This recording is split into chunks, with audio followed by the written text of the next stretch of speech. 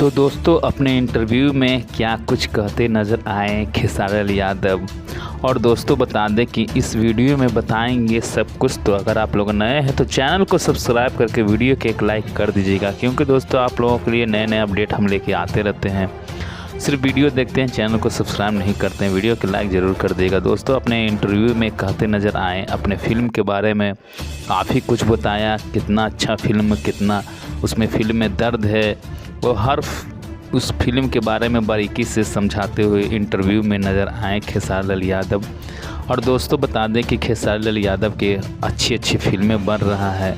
वही बात करने संघर्ष 2 के, तो संघर्ष 2 भी बहुत जल्द आप लोगों के बीच आने वाला है। फरिश्ता भी उसमें देखने के ज़बरदस्त एक्टिंग खेसारी लाल का जो पागल का रोल का था, काफ़ी अच्छी कमाई किया वो फिल्म फरिश्ते। फिर दोस्तों रंग दे बसंती भी आ रहा है फिल्म। और आज साथ में दोस्तों बता दें कि अवैध फिल्म के बारे में काफ़ी कुछ कहते और फिल्म की तारीफ़ करते नज़र आए खेसारी यादव। और साथ में यही भी बोला कि इस फिल्म में बहुत दर्द है और सब कुछ से इंटरटेनमेंट है उसमें और भावुक कर देने वाला फिल्म है, ऐसा कुछ कहते नज़र आए खेसारी यादव।